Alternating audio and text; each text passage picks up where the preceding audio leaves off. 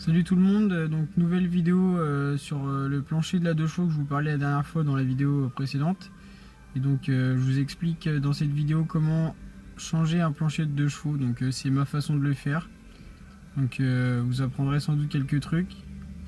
Et si vous voulez en apprendre encore davantage, je vous invite à aller dans la description et à rentrer votre mail et vous recevrez mon ebook gratuit qui vous expliquera et qui vous apprendra encore quelques trucs sur la carrosserie. Donc voilà, bonne vidéo.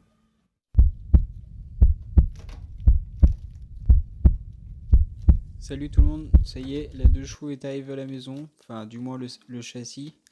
Alors dans cette vidéo, je voulais vous montrer comment changer le plancher, donc enlever toute la rouille. Donc je vous expliquerai tout au long de la vidéo comment faire pour en finir avec cette rouille. C'est parti.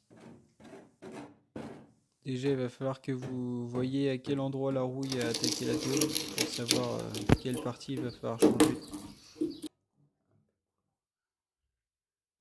Une fois que vous avez défini la tôle qui est à couper et à remplacer, vous n'aurez plus qu'à tracer pour que ça aille bien avec la nouvelle tôle, pour ensuite pouvoir découper bien au bon endroit. Donc c'est important de bien couper au bon endroit, sinon on va se retrouver avec des écarts énormes pour souder, et ça sera carrément plus dur.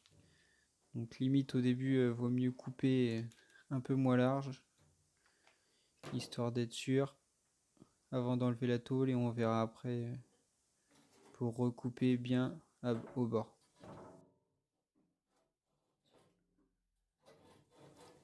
Alors voilà, une fois que ça c'est fait, je remets la tôle par-dessus pour pouvoir tracer les endroits où il y a des trous pour les fixations de la caisse qui vient dessus après. Donc je décale un peu la tôle et je fais les trous approximativement au même endroit que je percerai après. Donc des deux côtés, à faire avant d'enlever le plancher, sinon après il va falloir tout remesurer. Ce sera pas l'idéal.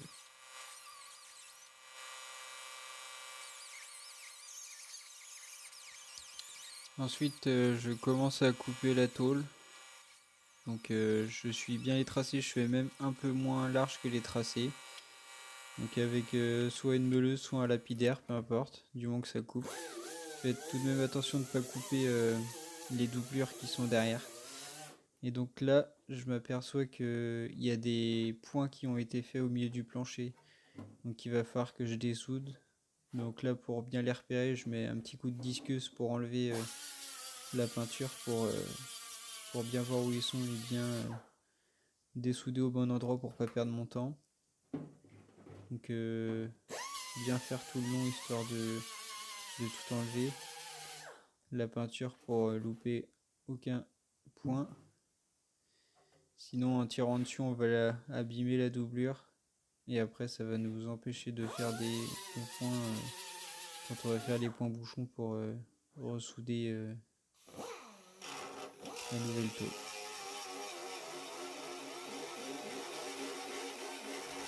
Alors voilà, une fois que vous avez bien repéré tous les points qui ont été faits sur le plancher, il y a la première solution qui s'offre à vous, donc ça va être soit avec la meuleuse ou soit avec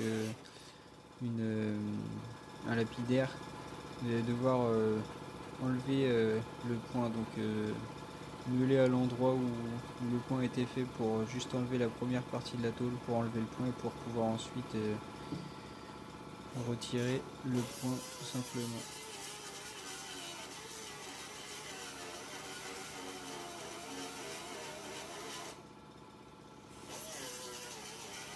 Donc n'hésitez pas à insister suffisamment car sinon vous allez abîmer le plancher en essayant de tirer dessus ou en passant le marteau, le burin en dessous pour pouvoir enlever le point. Donc il faut bien enlever le point pour pas l'abîmer.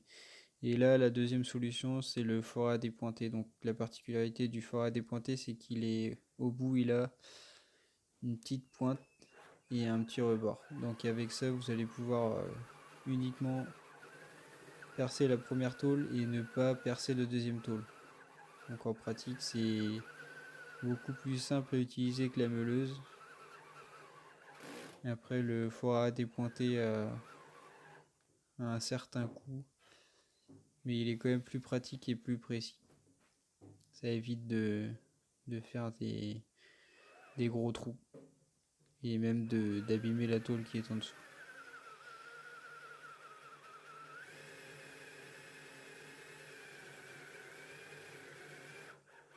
Voilà, bien enlever tous les points quand même.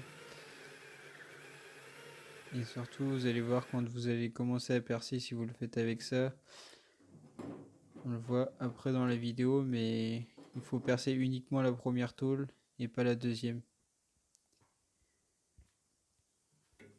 Donc ensuite, on passe le burin dessous pour voir si c'est bien dessoudé.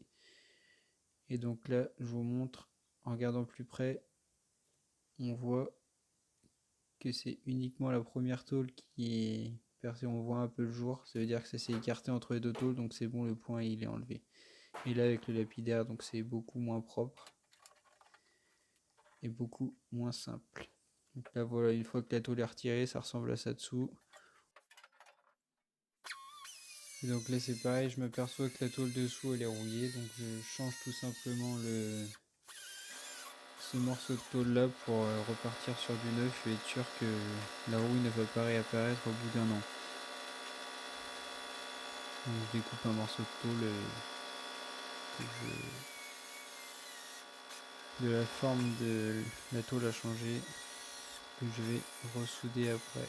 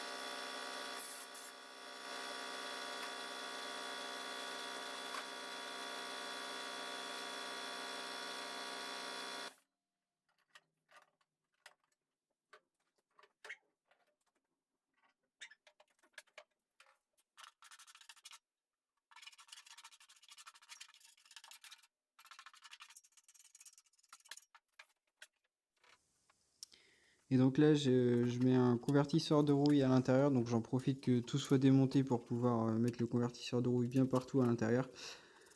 Donc je le mets parce qu'il y a un petit peu de rouille en surface, donc ça va permettre de repartir sur un truc un peu plus sain. On remarquera aussi que j'en mets pas sur les parties du dessus parce que je vais venir souder les tôles après, donc il faut pas qu'il y ait de peinture entre les deux, ou du moins d'anti-rouille, pour bien que la soudure se fasse. Et voilà. J'ai fait une vidéo qui est sur YouTube, que je mettrai en description. Je mettrai le lien en description pour que vous puissiez aller voir comment je fais.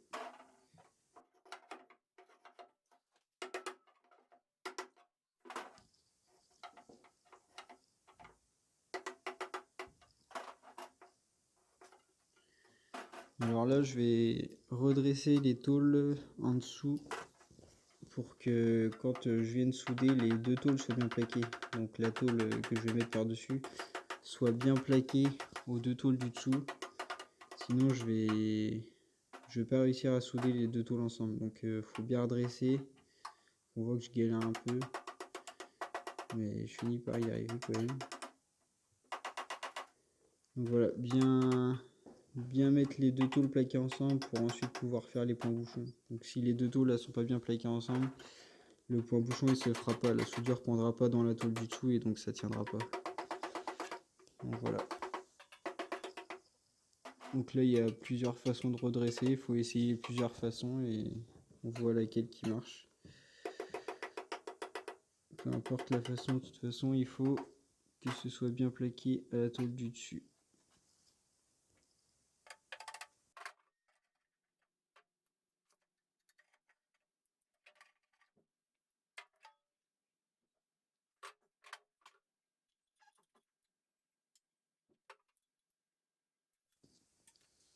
Alors là, je vais faire pareil que de l'autre côté, donc enlever la tôle qui est rouillée et en remettre une autre à la place.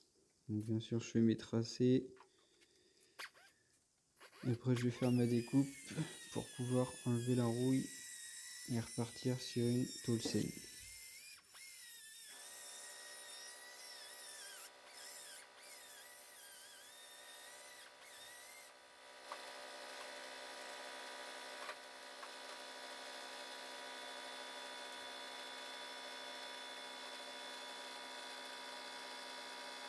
Bien sûr, faut pas oublier de mettre des gants en cuir, car au cas où si la meuleuse a dérape, vous coupez pas le doigt.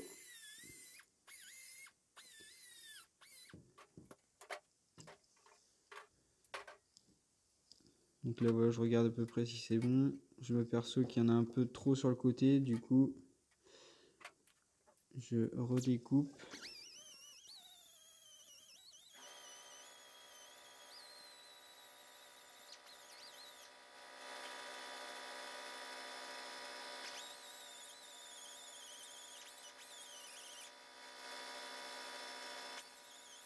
Là c'est pareil, ça dépasse encore un petit peu, du coup je redécoupe. Bon, de toute façon c'est pas trop grave, ça sera en dessous de l'autre tôle, c'est juste histoire de pas garder l'ancienne tôle qui est toute rouillée. Donc de toute façon après ça se verra plus.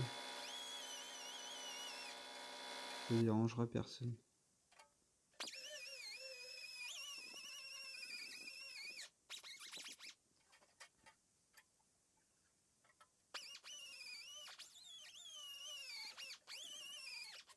Et donc là avec la disqueuse, je disque les bords pour que la soudure puisse bien prendre. Donc il faut que la tôle soit bien à nu pour que la soudure prenne. Donc là seulement sur le dessus, vu qu'en dessous ça sert à rien de mêler, vu que, enfin de disquer, parce que la soudure va s'effectuer par le dessus, malgré qu'elle traverse, mais c'est juste pour que le contact se fasse bien en soudant.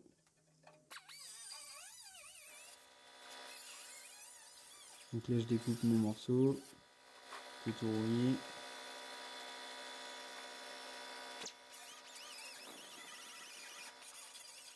Faut oublier de mettre des lunettes pour éviter de prendre des étincelles dans les yeux. Et le casque anti-bruit pour les petites oreilles.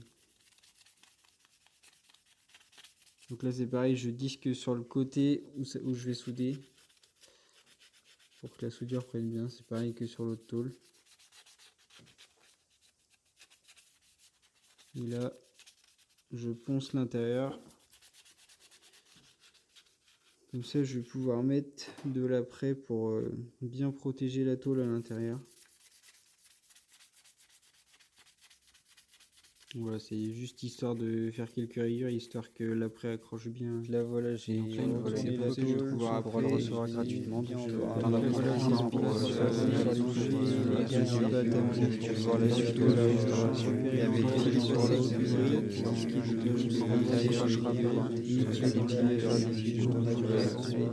et